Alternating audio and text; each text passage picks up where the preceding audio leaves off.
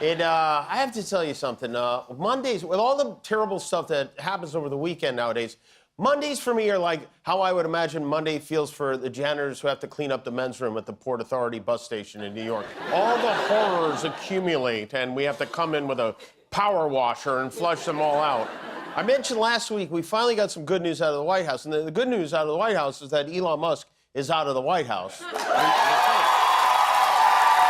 know for sure, because they're doing their best to spin it to make it seem like his work is done. But the more likely scenario is he didn't deliver any what he promised, and they've had enough of him. But it can't look like Trump made a mistake bringing him in, even though he obviously did. So they had a ceremony, a farewell press conference to send the skittish South African off on his way and to catalog some of the many imaginary contributions Doge has made.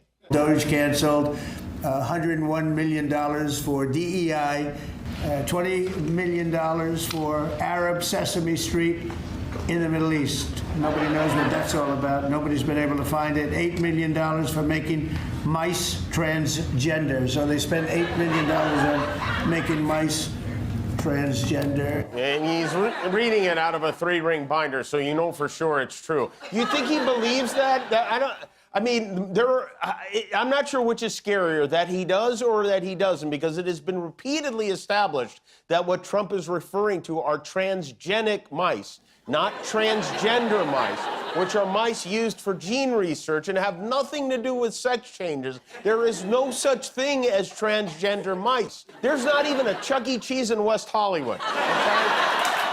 But to Trump, there is.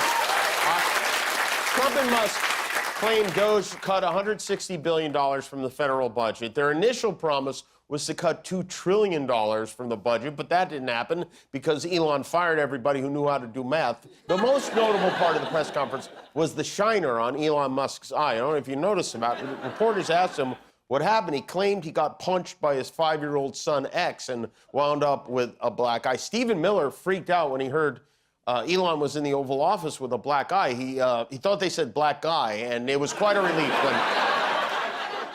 Trump was effusive in his praise for Musk. He thanked him for working tirelessly. Well, yeah, of course he was working tirelessly. They say he's gobbling down 20 different kinds of uppers every day when he was there. And Trump even gave Elon a get-out-of-here gift. I gave him a little special something we have here. Thank you. A very special that I give to very special people. I have given it to some, but it goes to very special people, and I thought I'd give it to Elon as a presentation from our country. Thank you. Thank you, Elon. Thank you. Take care of yourself. Thank you. This is a lot. I think what I'm going to miss most is their chemistry, you know? I feel like all it would take would be one trip to the driving range together to convince Trump never to speak to Elon again. And who knew there was a key to the White House? Apparently, in his book, the first son-in-law, Jared Kushner, said Trump personally designed these keys, which explains why they say key to the White House on them. He's master of subtle elegance.